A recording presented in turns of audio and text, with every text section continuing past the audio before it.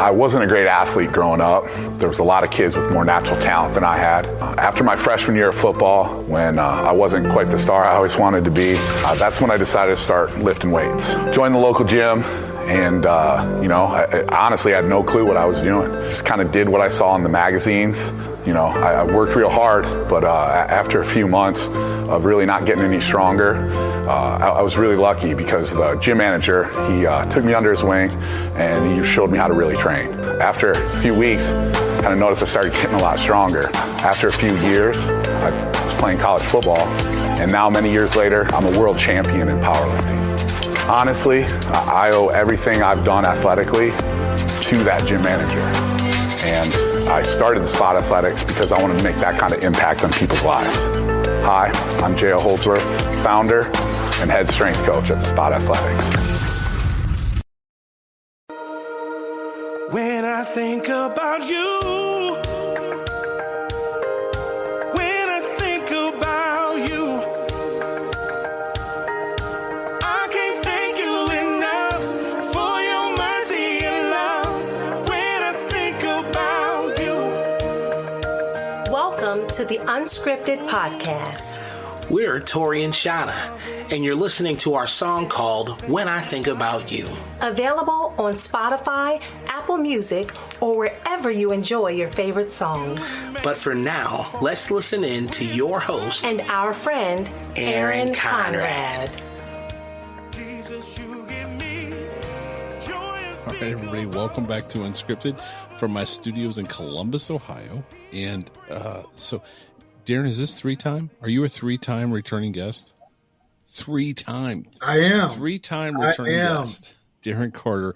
I think that's a first. I think it's a first. I don't think I've had a three-time returning guest. So who better to have that with than someone from my home, my 216 and my hometown than Mr. Darren Carter.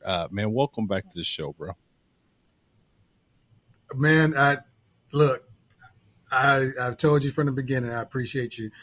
And again, for this particular time, I was like, I want to talk about this. Maybe we can do this on Aaron's show, his podcast. And you opened the door for me. So thank you. I appreciate that. Always. You always have a platform, my friend. And, so I think going back through, I think we had our first conversation was real long. And we talked about a lot of stuff, including. It kind of got. Right? It kind of went that way. It was real. I think it was 2 episodes. I think we split it into 2 episodes. It was so long.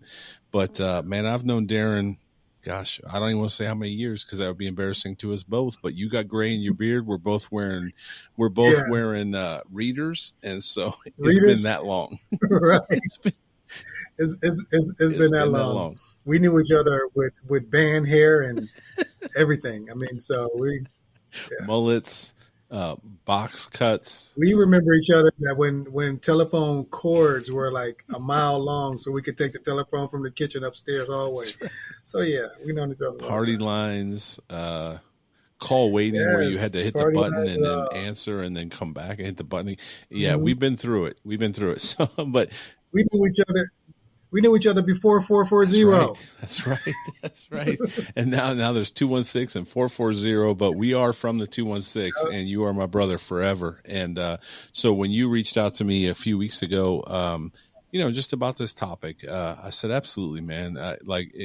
Again, my platform is your platform. We're forever family. And yeah, so, all right, man, what are we getting on to talk about today? Because, well, first off, let me say, you and I have been able to watch each other's growth, I think, in what, we're both kind of entrepreneurial vision, whatever you want to call it. Shout out Bedford, man. Yeah. Bedford High School. If they gave us anything, it's that. So we both kind of run our races, and man, we've been friends for a long time. Speaking of races, I think I wore one of your shirts in a race one time. You did. Was it the Fit for Life shirt you did when you were doing 5Ks and more? That was about 100 pounds ago, bro. Right. No, hey, Darren looks great. Darren's in fantastic shape. I am not, but I did wear one of his shirts. I think I ran a half marathon one time and wore one of his shirts. So anyway, man, we've been connected for a long time. So I know now you got Carter's Barbecue, which is so cool, man. I'm so happy for you guys. I think that last time you came on, you talked about Carter's Barbecue. You were trying to get funding, and now you're fully functional and up and running. And man, it's so cool. I just love celebrating our friends and our family, you know, and our brothers and sisters from Bedford. So, man, let's start there. Let's talk about Carter's Barbecue. Let's start there.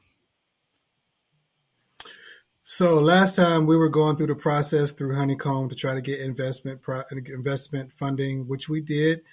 We got enough to put down payment on our trailer and our smoker. Smoker was an issue. I had to go to another company to actually get one, but our trailer came through. Then we had to go through the rigmarole of getting it. We got it in March, I think. So it was like end of February, March. It was still cold, so we couldn't wrap it. So I had to wait for it to get wrapped before we can get it signed off by the county. And then when we get it signed up by the county, we had to get the fire department and all this. It was just a whole litany of stuff that we had to do before we actually was able to put it on the road. But May 7th was our official. We had a couple of soft openings with it before, but May 7th was our official ribbon cutting. And my parents who are still with us, it was a great day overall. And I think I've talked to you about this on your show before regarding my ADHD and learning that and living through that as I got older. So there were a lot of things, you know, not knowing when we were in school was just, but you know, right. When you know. There were not a lot of things that I went through completion with, you know what I'm saying? And not that this is completed, that particular part of the journey was completed that day, you know, to have that ribbon cutting with my family. And what was even more important was to see my dad and my mom there. So that Carter's Barbecue, that's them. You know what I'm saying?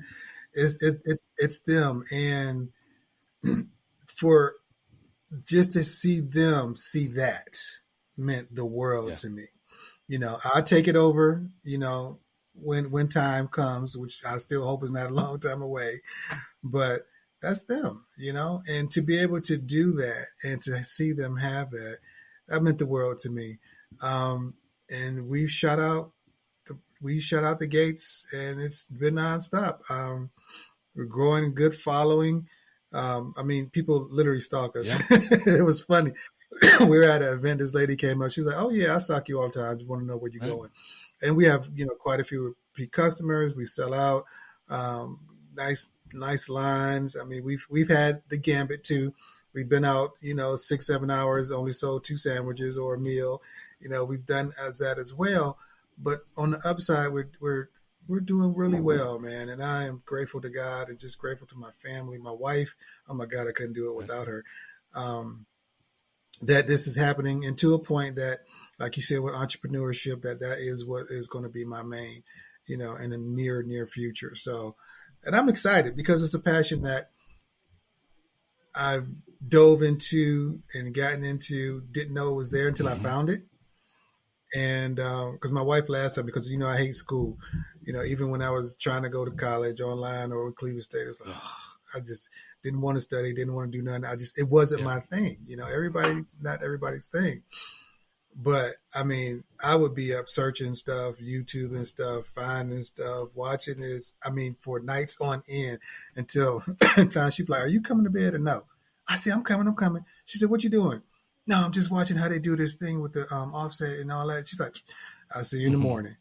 So it's funny to her that where she didn't see me study academically, she sees that study with the craft and the art of barbecue. And with that, I've also gotten deeper into the history of barbecue and how our ancestors, the slaves that were brought over, really built and cultivated what we know today as barbecue.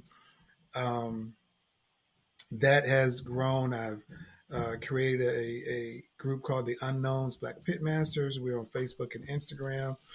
And what I do there is trying to be like you a little bit as we do podcasts, but IG podcasts, excuse me, where we highlight Black barbecue enthusiasts and pitmasters, you know, all over the great land. So I've been able to, I mean, as popular as like Roger Mooking from Manfire Food, Kevin Bledsoe, Rasheed Phillips, to, the guy around the street. But able to talk to them, hear their stories, how they get into barbecue, what they're doing, those type of things. And now it's really a shame to say it, but I'm happy that I can say it. I have the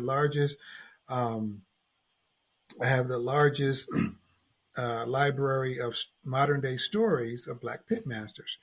And that's like, really?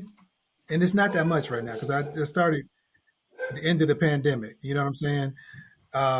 So it's maybe like maybe 60 or so.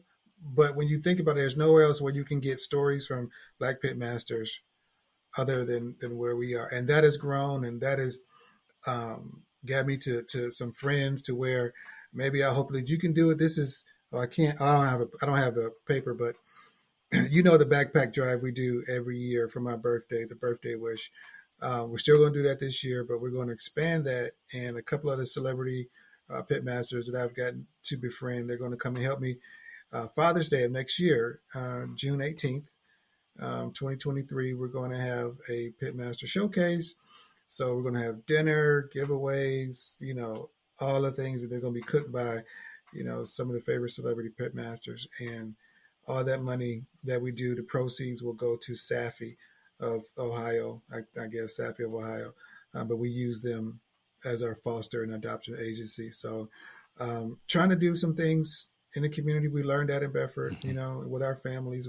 All of us were kind of involved some way or another, whether it was, the baseball, this pool, or whatever it was. But yeah, the craft of barbecue has really catapulted my life in a total different area, which I never would have thought, ever I would have thought. But man, I'm loving it.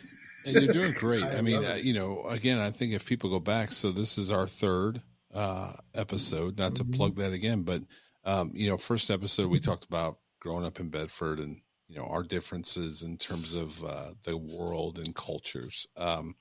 Episode 2, we talked about this opportunity, and you have some rubs. So I want to get all the links before we get off here, because you have some rubs and some other things you were doing, and you were hoping to launch.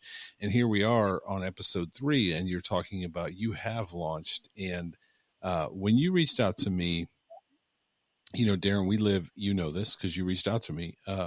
We live in a world where I'm trying to think of the best word for it. People can get real bold behind the keyboard and say things that are hurtful. They're, everybody can just say whatever they want now. That's the world we live in, is you can say what you want and not have, I'm not looking you in the eye when I say it. And I can say things that, and honestly, if I said it to you back in the day, we were Bever, we would have been on it, man. Like we'd have been squaring up and probably going at it. But now we can say things on social media, and we would never say to you in face to face. And so I think that's why we talked originally. You are and I apologize if I'm not saying it correct, a Black owned business. Is that okay to say? Is that the right way to say it? That's fine to me. So you have a Black owned business, and I don't even like saying that, Darren. You have a business. You know what I mean? I hope we get to a place. I just saw a clip last week where Samuel L. Jackson, Morgan Freeman. They interviewed Morgan Freeman, and they said, something about race, and he was like, you know what? You're just we're people. Why don't we just stop saying white this and black this, and why don't we just be people? So anyway, you're coming on today. So so you're coming on today, man. Let's talk about, because people have said some hurtful things and they're not okay. And at the end of the day, I absolutely support you in your, everything that you do, regardless of who we are, where we came from, any of those things. But let's talk about that, because that's why we originally got connected for this third episode. Let me want to clarify a little what the people say. It's like, Jay-Z's dirt off your shoulder. the real purpose is to answer some of these questions and give understanding to people why we say, or a lot of people would say Black-owned business or woman-owned business or minority-owned business or what, basically anything that's not a white male-owned business, you know. And when we talked, I remember I said, you know, I know sometimes we may agree or disagree, but at least we've able to be able to talk it out and have a general conversation about it. This is why I also wanted to reach out to you, because at least it can be discussed and discussed civilly. Because, you know, if you don't mind, I can play the sound. So when the people hear this, they can hear what really got this started. Now, I'm not mad at this sound, by the way. Actually, this sound was, you know, I found somebody, you know, Instagram, Facebook and everything. People have sounds for everything. And I heard it. I was like, ooh, I want to use that one day. It's by a guy named Curtis King. Never really thought about it. I found a clip I wanted to do. And the clip is all is me doing is seasoning some ribs. You know, at the end showing the season of ribs, but it's with this particular sound. Now, the controversy that it caused in the comments is what it is. I laugh at some of them. Some of my answer back, you know, one dude told me, "Oh, you know, you're such a pitiful boy." I mean, I'm sure because you came from a single parent mother at home and your father was never there. I was like, oh man, my father would really hate that you said that about him. You know, so some things you know, you don't respond to all of them, but some of them have been really whatever. But the biggest question was like, why you got to say that? Why it has to be so divisive? Why, blah, blah, blah. So that's why I kind of wanted to get on and go through some of these processes of why we say what we say and do what we do. Because I'm sure once I play this and some of your audience hears this, they probably may ask the same question, and they may have the same type of maybe not as much venom, but just like, you know, well, why does it have to be this, or why does it have to be that, and so forth.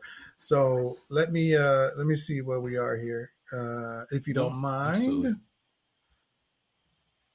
Okay. Of course, I can't just. Oh, wait a minute. Here we go. So. And I'm really not mad at this, because what it has done for me, it has garnered me. I have, at the time this came out, I had 960 followers on Carter's Barbecue. I got like 17,000 now, so I'm not mad at all. Wow. You know what I'm saying? So there's a lot of people who support. So this is it. Hopefully we can hear it. I'm not asking for your support because I have a Black-owned business. I'm not even asking for any special treatment because I have a Black-owned business. I'm asking for your support because I developed a superior product, no matter who you ask, that stands on its own. And it's a Black-owned business. Run tell that. I'm not asking. Now, my whole reasoning for using that sound is being, you know, in honesty, after the George Floyd situation of Black Lives Matter, being Black became very profitable, to be honest with you, because everybody wanted to do what in a lot of circles we call guilt money. You know what I'm saying? When that all, I mean, companies were, oh, if you Black, we just gonna boom, because they wanted to show that they were sensitive to whatever. And it was just show, but they were just throwing money out. They didn't care. You know, you said you was a Black-owned business. You got a grant here and here and here and here, which it wasn't right either. You should get those things, not for that particular reason, but nevertheless. So when I heard this sound, it's basically, for me, this is how I heard it is, you know, I don't want you to support because you think I need your support. I want you to, and I was holding up, you know, my seasoned rib. I want you to support me because I have a superior product. Right. But yes, it is a Black-owned business. And I make sure that people know that because my big face is on my trailer. Right. So you just ain't like you can't, you know, I don't have to necessarily say it, but this is a sound that I use. And oh my God, the controversy of sound. The biggest question was why, you know, why do you have to say it's a Black-owned business? Why are you being divisive? That's racism. You know what I'm saying? I got one comment today. My parents weren't slave owners, and neither were their grandparents. So y'all need to shut the F up and stop this pity party. Do you hear any type of pity party in there? So my question to a lot of people is why does it bother you that I said black owned? Mm-hmm. Why does, and I wish we had a comment section that people could do this. This is live, but it's like, why does that bother you? But it bothers us, black and white, a lot because of how we've come up and we've talked about this, the systematic things that have been brought up in our lives. I mean, when you are built on a society that has shunned the success of black people in neighborhoods and businesses. I mean, we don't even have to talk about Roswell, and we don't have to talk about Black Wall Street. We don't have to talk about Tulsa, which was Black Wall Street, and how those cities were destroyed. They were fine by themselves. They were destroyed. And we don't even have to talk about how the redlining and all that went about to cancel a lot of our generational wealth. We had, do you know, in the Reconstruction, right after Reconstruction, we had more black representatives in the House and the Senate than we do currently and over the last few years. Wow. But after Reconstruction, and they took the army out, and you started to get hung for your votes, and then the Jim Crow laws and everything like that. There was a big wealth gap. So you and I, we've had that conversation like on our first interview, I think. Our first, I don't know. When we talk about privilege, that was it. You know, that's Yep. that privilege is a word to everybody.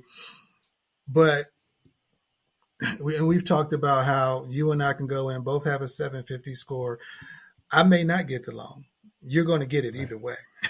And even if I do get the loan, my interest rate, more than likely, I would bet 7 out of 10 times are going to be not equal to yours, but higher than yours. Because those are things that are systematically in place, from finance to medical to all that have been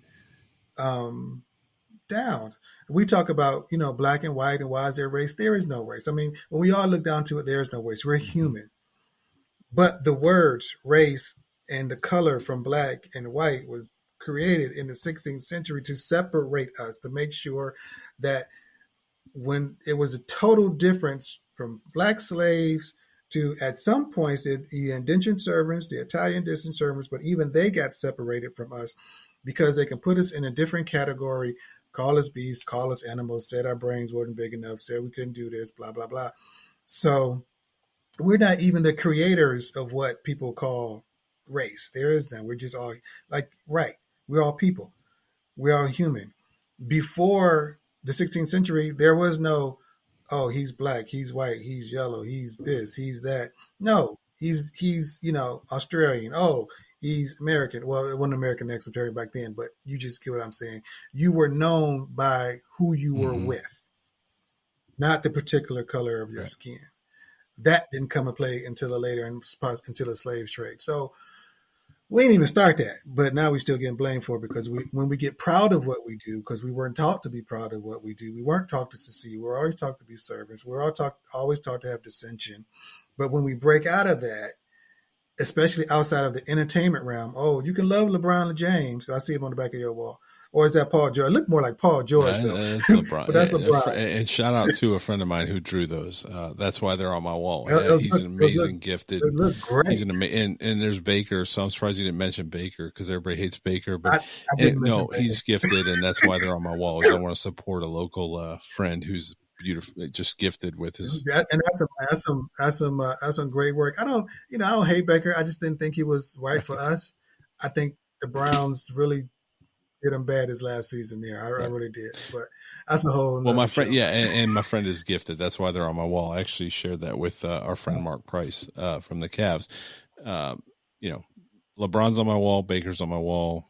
They're on my wall because my friend is incredibly gifted at his craft, and I love supporting him. Those are some wonderful pictures. I wrote down a few notes, and I wasn't not paying attention. I actually, when I looked away, I was writing down some notes. First of all, Darren, I'm sorry. I'm sorry. I'm sorry on behalf of any idiot that has a keyboard. I'm sorry. And I think if we said sorry more in our lives, to anything that we're going through right now, we're in this woke culture, whatever. And if we just said we're sorry to one another a little bit more, maybe we'd get a little better. And I'm sorry for what people have said. So you're not allowed to talk yet. You're not allowed to talk. I have a few things to say. The second thing I would say is, the funny thing is, the sad thing is, if I put out this podcast and there was just a graphic and no video, black, white, or otherwise, would people care? No. If it was a good podcast, if it was a good product, they would not know or care because they wouldn't see the color of our skin. And for that, I'm sorry. And that's unfortunate. That's my second thing. Third thing, you and I did talk about white privilege in the very first one, and my uneducated knowledge or lack thereof was, what does that mean? And you told me, and I'll never forget this, man. It really stuck with me. Like, when I hear white privilege, I think I was raised in this huge home, big house, a lot of money, big cars. No, you and I were raised in the same neighborhood, but you said we were raised in the same neighborhood, but it doesn't mean we had the same opportunities, and we didn't have the same privilege. We didn't have the same chances because of the colors of our skin. If you played football at Ohio State or any sport, basketball, whatever it might be, if you played for Ohio State, you are in the land of privilege, because, to use the word privilege again, there are companies that will hand you a business, or you will get opportunities to run a business because you played at Ohio State. And so trust me, there are multiple companies in this town called Buckeye this, Buckeye that, and they're run and owned by a guy or gal that played at Ohio State because they played at Ohio State. And that's privilege. Back to my third point. It's privilege because you played football or a sport. And you and I talked about this. And that, again, awesome for those individuals. But the scales of economy are not the same, and that's not okay. And that's what you and I talked about. And so, as your friend and as someone who is literally livid about the fact that it's not okay, that those four things I just mentioned exist. It's not okay. And that's why when you mentioned this to me, I was passionate about it too, because you're my friend and I want the best for you. And I don't want people saying things that they are just not aware or educated about. When you are a man that has worked very hard, you work very hard. You work in it. Do you work in is it okay to say steel mill? Yeah. Yeah. I still work at the steel mill. You work in a steel mill and are doing everything you can to raise your family up, grow a business under your family's name. You said it, your mom and dad's name, and bring them pride. Dude, that's so amazing. And because some person has to say something online, and some persons, that's the thing, is it's plural. And I'm not that smart. You know that. I got 30 minutes. I ain't that bright, but I think plurals is the right word to use. Multiple people would leave comments. They don't know you. They don't know the struggle, and they don't know your heart. And for that, I'm sorry, because it's not okay.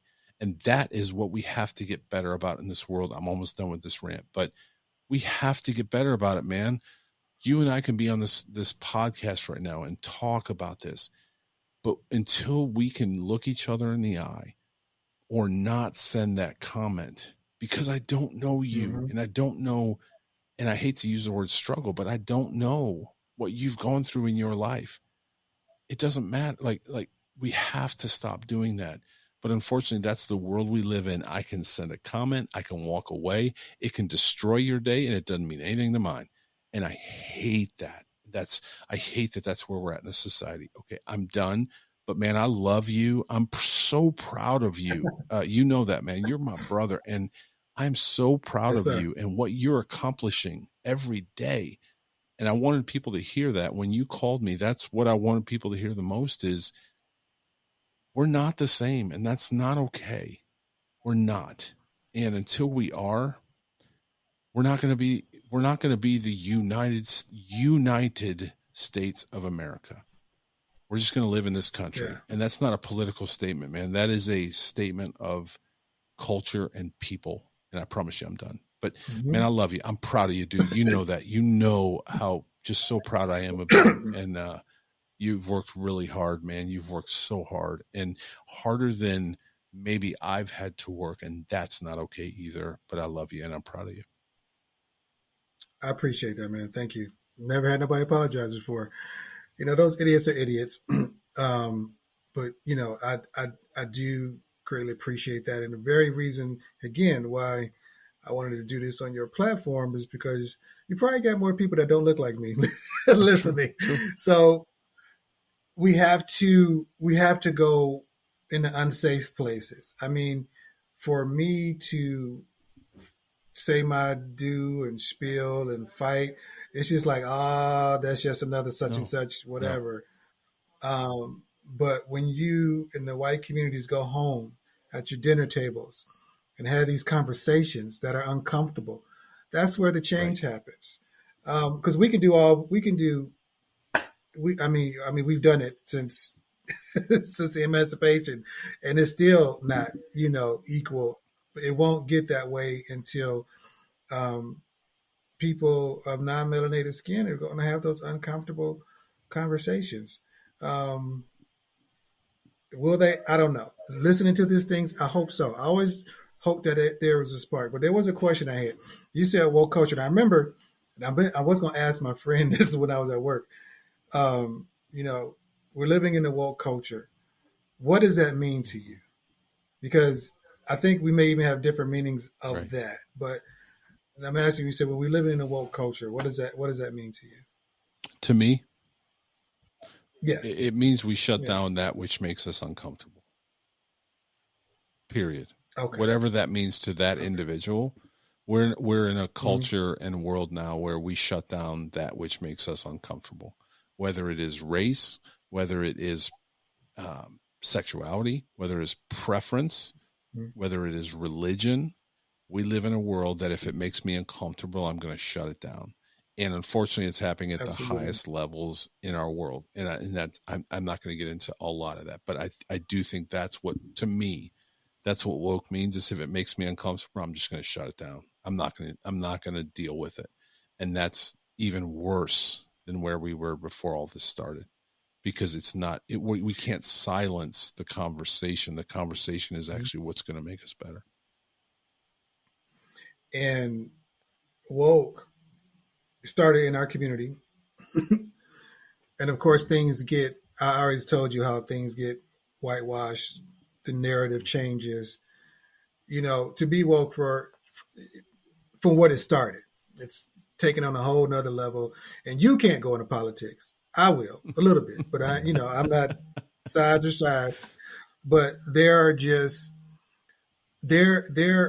truths to here again that you don't see because it's not a part of your necessary day-to-day reality, unless somebody brings it to your attention. I had a conversation with a guy. He was a supporter of the former president. Now, I'm just going to say I didn't like him as president, but I didn't like him as a person in the beginning. So it wasn't like, he became president, I don't like him because of his politics. I didn't like him, period. So I didn't want him to be president. If I don't care who was running, I didn't want him to be president. I didn't like him. So let's get that out of the way. But he was a supporter. And I said, he was saying, I was like, well, what makes you support him? He told me he's done, you stand up to China or this and that. I was like, well, that hasn't happened. I said, but he's been very divisive, don't you think? He's like, what do you mean? What do you think? I said, you couldn't see or feel the shift of change during, the election process and the 4 years that we was in here. Half your brothers and sisters ain't brothers and sisters no more. He said, what do you mean? He said, the people that look like me and the people that look like you. He's like, no, I just see you as a person. I don't see color. Let me say, if y'all say you don't see color, okay, one, that's a cop-out. We'll be honest. Just letting everybody know that is a cop-out. You cannot not see color. I'm sorry. It's just, you're not colorblind. We're not dogs. We're human beings. We see color. And if we just pay attention, now you may not see it because you don't pay attention, but it's there and it's right in our face. It's every day in our face. And it's not because of the liberal media or the left media or the radical right or all them. It's just because it is what it is. Now, does the media take it to another point? Yes. Does politicians use it to continue to divide us? Yes, absolutely. Because if they can do that, they can get those points and guns and abortion and this and that. You hit you on these points, you're going to be becoming a 1 and 2 option voter. Where me, okay, I voted Republican and Democratic through my life. And if for my steel mill job, I should vote Republican all the time. Right. But that's just thinking about me. That has nothing to do with the community that I serve. A lot of the views from that particular party don't go with the community that I serve. So that to me is voting for my interest, voting against my interest. Not because you may do a tariff or something and make steel prices better and I'm going to make more money as an employee as a steel mill. No, I want to know what's going to happen to my son when he gets 18 years old and he's walking out and he may have a hoodie on or he may be a little rambunctious at 6 years old. That's what I'm concerned about. You see what I'm saying? So, and I was like to him, you can't see how divisive it got and how emboldened people got. Up to, I mean, I can't even tell you the times that where somebody would never say something in my presence. Oh, shut it off. You know, it's just cool now. People doing what's this? Well, this is actually this is a nuke sign for the Kappa Alpha Psi, which is Black fraternity. But this, you know, the little Proud Boy sign. You know how many times I've seen it at my job walking by?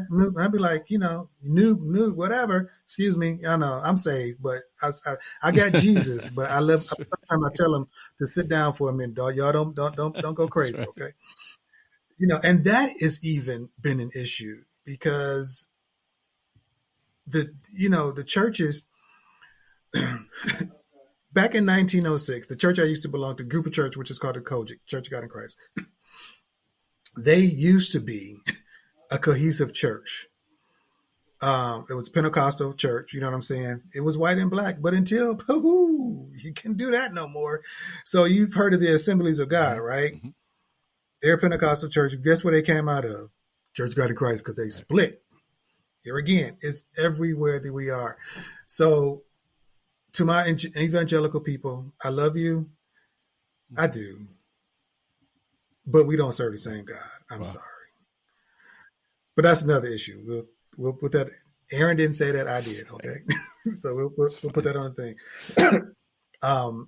Some evangelical, I'll say that. But the point of the divisiveness and how that grew, it's gotten worse. And it has gotten worse because of our leadership on both sides, not doing what they're supposed to be doing, letting things run rampant and using the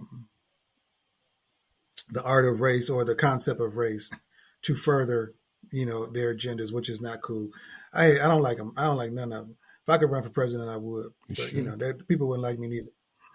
But the whole beginning, coming back to the story, as I do so very often, woke was just being acknowledgeable of who you are and word of your ancestors, what has happened, knowing your history. That's what woke is for us.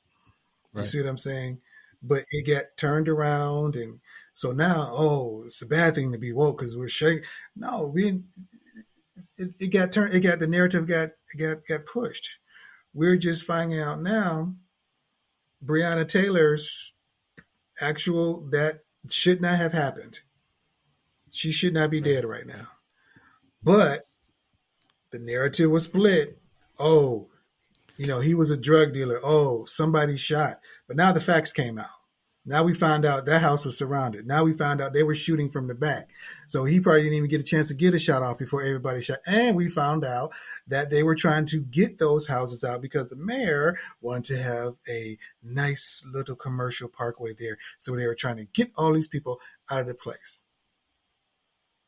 But since the narrative was changed, when the truth comes out, nobody wants to hear it because they've been indoctrinated of this is what it is.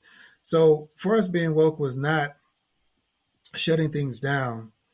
I mean, you're not in Cleveland, but for your definition of woke, you should still hear the backlash from the hat that you wear. Absolutely. from the changings from the Indians Sure. to the Guardians. But it was a knowledge of knowing your history, knowing where you are and who you are because of the history. And all of our history isn't bad. Yeah, we went through some things, but the struggles that Black folks went through and what we found out we've done that we never got credit for, those type of things, that is what we would be calling woke, and enough to be, wake up, look what people are doing to you. This is not, you ain't in the matrix, dude. Really, find out where you are. So you even see how those two differences of the definition has come. And that's what happens to a lot of things. They come. So then you hear politicians using this woke culture, and it's like, dude, it's not even the way you say it, but it's a point. It's, it's a Twitter trolls thing, for those the thumb masters. It's something to get, that's a keyword. Oh, and then it just makes it look like us, like, oh yeah, we're the bad guys. So there's a lot to be done, but it can all, like you said, there can be a world that we're the United States of America. And I've got a lot of those comments. You're an American. I'm an American now, right? Because I said I got a Black-owned business. You don't even other times you would tell me to go back to where I came from, which is Cleveland. So I'm here where I am anyway. Right. You know what I'm saying? Back to Euclid or Bedford. Yeah. So there are people who have really asked the question, why do you do that? And I take the time to message them and have a phone call or whatever to tell them why I do that. But then they're just idiots, right? And with them, I don't have the time of day. But for your listeners and all of us, if we really want this to change, we can't. I mean, it's going to come in our driveway and come to our table one way or the other, and we're going to have those hard conversations, and we're going to have to talk about how we really feel, but more. So we have to ask ourselves, why do we feel that way? And my question is with people all the time, what makes you so uncomfortable that I say Black-owned business? Right. Some person said to me, some person put, you don't see Chinese in there, Chinese or yellow business. I'm like, come on, really? That's really going out there. But I'm like, well, when you got China C in your name, I mean, do I really need to say what kind of business I am? I mean, come on, you say you go to Mexican restaurants all the time. You go to Italian restaurants all the time. Now you equate soul food to Black more than likely. You know what I'm saying? But if I say, because I am proud and because I have went through some things, and even, through that, I've gotten to this. Yeah, I'm proud my business is a Black-owned business because, first of all, I got little boys and girls, Black boys and girls, and people of color, and not, but yes, I'm specific to them in this genre because they see that it can be done. Whereas I had to fight through some things. That fight may not be as much of them. Representation means a great deal. A great deal. The one gentleman, I don't know if you remember the picture of former President Barack Obama, where it was a little boy that wanted to touch his hair because he never saw a picture of a president or a president that had his type of hair. Now, people may be like, oh, that's silly, that's crazy. But that was representation. Sure. Now, this boy's about to graduate high school. He's going to get a political science degree. That changed his whole trajectory. Right. So if we don't see Black doctors, Black astronauts, just because we see Black musicians and what's the names all the time, that is not always something to be inspired to. I want to see people of all of us have a great actual melting pot of what we're doing. I want to see Black, brown, yellow, dark, Black, all of everybody in the medical field, in the industries of sciences, in the industries and teachings, whatever, entrepreneurship. You should be able to see yourself within this nation. And that is a problem because we don't. And unfortunately, the people that feel more hampered by this is the white male. I've heard, oh, we're going extinct. The white male is under attack. Right. No, it's just that people are starting to tell the truth. So. And I think too, the minority the majority is always quieter. You know what I mean? Because they're happy, they're content, they're comfortable. So you and I on this, I would say you and I are in the I don't know, I hate using the word. Rebel rousers? Yeah, we're in the majority. Like, we're friends, you know, and there's people every day that don't think like the people that left comments on your Instagram. That's the minority. But they're always louder, you know. And I think that's the shift that we have to have, is the majority, the people like you and me and a lot of people listening to this. I guarantee a lot of people in my audience feel like you and I do about each other and the people that they know. But we don't say anything. You know what I mean? We just go about our life. So that's my point is, I think, you know, a lot of our forum today and getting on here is, what do we do to get better? Like, we're aware of the issues. We're all aware. We may not want to admit it. We may not want to talk about it. We may want to act like it doesn't exist, but we know it's in our face all the time, every day. We're aware. The very first episode I ever did of this podcast was on this very topic. And I'll never forget it, because I had two players from the Columbus Destroyers, and one of them said, "Aaron, this has been going on forever. It's just videotape now." And I won't forget that. That was the very first episode 1 of this podcast. And I still now you're remember at what, 200 plus? You're at 200 plus now, right? Yeah, so you're like 202 or something like that. You know, 200 episodes later, I still remember those words because they crushed me. Like, this has been going on forever. The difference is it's just being videotaped now. Right? And I think that could be true for a lot of things, but particularly in this case. And that's why we got on that day, was to talk about how do we get better. And so for us, for anyone listening, for people like myself, we are in the majority, but we're quiet. So how do we get better? Like, if I see your business, probably the best thing I can do is come out and support your business. Or if I see the comment on Instagram, probably the best thing I could do is reply to that comment and fight the fight with you and for you together, arm in arm, not let you just be out there getting, you know, peppered by the minority. Again, the people that, the truth is, those are just the guys that are living in the basement and don't have anything better to do but to hurt people's feelings. Because the reality is, a lot of us, I do think we all do really love each other and respect each other. We just go about our lives and don't have it in our face. But then I think there's a whole group of people that like to stir it up, stir the pot, get things going, get people upset, reply to comments on someone like yourself who's working really hard. And so I think for us, and maybe I'm wrong, but I think the best thing that people like myself could do is come out and support your business. You know, if you were in the area, I'd come out and buy, you know, support your business. You're growing a business, one. And two, if I see someone, you know, I don't want to no one ever wins a Twitter war. I always say that. Like, you're not going to win a Twitter war. It doesn't matter. You got to bow in and bow out. It's just, you can have the best argument in the world. You're going to lose. You're going to lose because what you're doing publicly is you're either inciting a group of people, or you're offending a group of people, or you're making a group of people happy. You won't win. Any comment, any social media platform, you're not going to win. So just don't.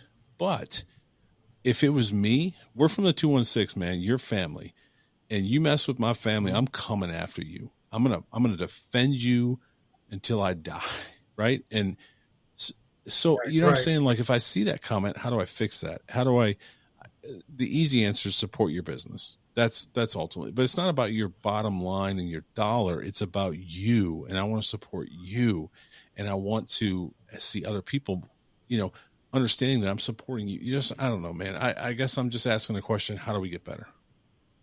Here's the question is, the answer is what many people don't like. Because in anything that we do, everybody needs allies. And yes, we need allies. Yes, there are dudes in the basement eating Cheetos, you know, playing Madden and Fortnite. You know what I'm saying? But they don't get their information just by sitting down in the basement. It's a higher up that is getting trickled down, and it's generational. It's still generational. It's still generational. There are still people who are teaching their children that whatever. I mean, we can get into even to the CRT thing. Why are you? CRT is not even taught in elementary and high school, but because of the way it's been projected, people believe under that leadership that because you're teaching about Black history, that's CRT. CRT being critical race theory, correct? Yeah. Yes. And it's like, dude, can't you really understand? But and even to that degree, let's say it was, and let's say we are teaching Black history. Yes, we were slaves. Yes, we were beaten. Yes, we were taken. Yes, we were raped. Yes, we were stripped. Yes, we had to raise your kids and everything, everybody else's kids. We were bred, all that. Absolutely. But wouldn't you also, as a white family, wouldn't you also want to know that there were allies, the white abolitionists who helped, who tried to end that? Not only are you taking away history, the truth, you're also taking away a child's decision making to see what side he wants to be on. You see what I'm saying? You're not showing the whole story. Yes, there was slavery, but we had allies, and you can teach your child to be that ally, but you can't teach him that if it's not there to be taught, and you're just going down generation. So you see how that reverberates down, where people just think, oh, just blah blah blah. It reverberates down, but what has to be done is, ladies and gentlemen who are listening and who are not melanated like myself, but even we have to do the same things in certain parts of our community. We have to have the conversations. You have to stand up to when you're by the water cooler. I sound old by saying that, I understand. But when you're in the conversation and somebody says something about a Black person, a brown person, a woman, or something that is really offensive, that shouldn't be. Everybody's laughing. You may chuckle too, but don't agree, and then kind of just walk away because you don't want to hear it, but you didn't stop it. Right. But that's an uncomfortableness that you have to lose some. You're going to have to lose some friends. Let me say this: you're going to have to be uncomfortable, and it's going to be a hard place. And I understand that because you're living where you're living. Most of the people, I can tell you, I have more white friends, and more white friends probably have Black friends. You know what I'm saying? Because that's just the way it is. But you're in your communities, and you don't want that community against you. You don't want to have to live through that. But if you really, really want to adapt change, that's what it's going to have to take. I mean, and it still wouldn't match up. And I'm not doing tit for tat, but I need people to understand. It still wouldn't match up to what the people went through in Tulsa. It still wouldn't match up what the people do when they had holes on them. I mean, can you imagine people our age with the Little Rock 9 were screaming at 6 and 9 and 10-year-olds, our age, 30 and up, screaming at babies, calling them names. But that still is being taught today. So those things have to be confronted in our homes. They have to be confronted in our churches, in our communities, at the block parties. It has to be known that it's not okay. And that's a big fight. And I don't really know if white people are ready for that, because it's going to take them out their comfort zone. I agree. And I think, my kids are all North Carolina Tar Heel fans, period, because they didn't know anything else. That's and this is a terrible analogy, but it's an analogy nonetheless. We live in Columbus, Ohio. Why would they like North Carolina? But they wear gear and they know the players' names, and they live and die by every Tar Heel game. My son is a Guardians fan. Before that, he was an Indians fan.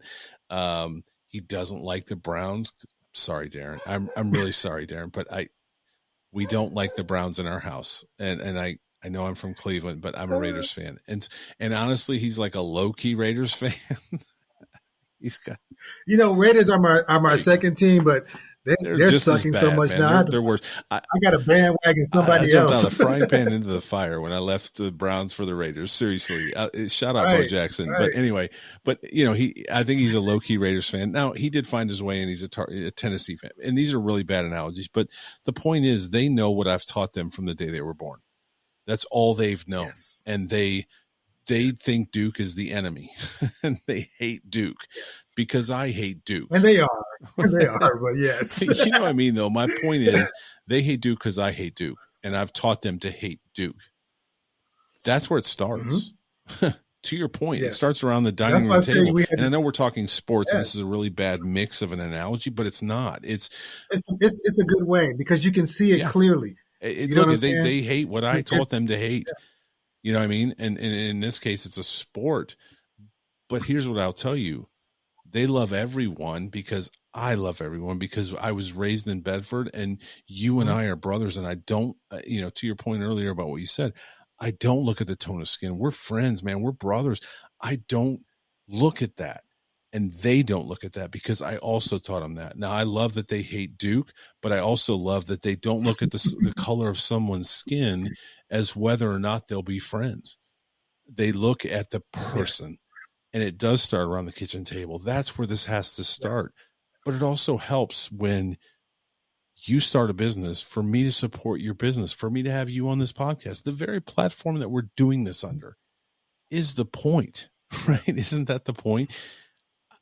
You and I don't know if we'll change one mind today or make one thing better today, but isn't it worth it to have the conversation? It's very worth it. And that's why you reached out to me. And I was like, absolutely, because it's worth it. If it helps one person change their mind and the way that they approach their life, that's how we're going to do it. And it's going to take one person at a time because honestly, we're inundated with all the rest of it that's negative and it's bad. And it's a society and a world that's teaching us just the opposite. We have to be ready to say, you know what? I'm not going to be that way. I'm not going to choose the things that you're telling me to believe. I'm going to choose what I know. And that's that I love my brother, Darren Carter, and I don't care about the rest of it. I care about him and they start a business and I'm happy for him. And I know how hard he's worked his butt off to start that business. And I'm so proud of him, period. End of sentence. I don't care about the rest of it. Bottom line. And if we lost someone even during this podcast because they clicked off because of something you or I said, sorry, I'm still going to do this podcast and I'm still going to put it out there because you're my brother and I'm proud of you, period. End of sentence. That's it. I don't know what else to say.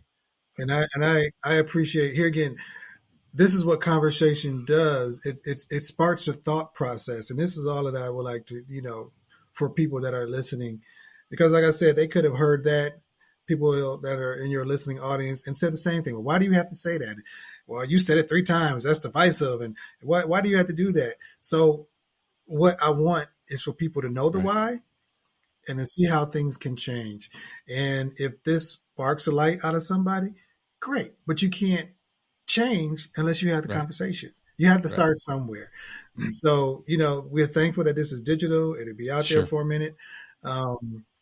And if it hits the right person, like you said, if it reaches one person, that one person can reach 1,000. So we never know. But if we're continuing as allies to chip at this, maybe not my son, maybe not his son, but maybe after that, you know what I'm saying? At some point, what we would started, we have, would reverberate and help. Because I have to say, I don't like the tension in America right now. I really don't. And, the worst thing that we can do is all of us just say, well, it's just what it is. It is what it is, right? That's the phrase everybody says. It is what it is. No, it's not what it is. It doesn't have to be what it is. Either you can stop this snowball or you're going to have an avalanche. And right now we're nearing avalanche, type of outcome. So, yeah, we need to gird up and throw some heat on that pump. Absolutely. And you know what? I'd rather stand in front of that snowball and get absolutely destroyed by it than to live in a world where I was a part of that snowball. I would rather lose whatever it might be than be a part of something that is just wrong. It's not okay. And I'm thankful for you, man. 3 times, dude. I'm going to have to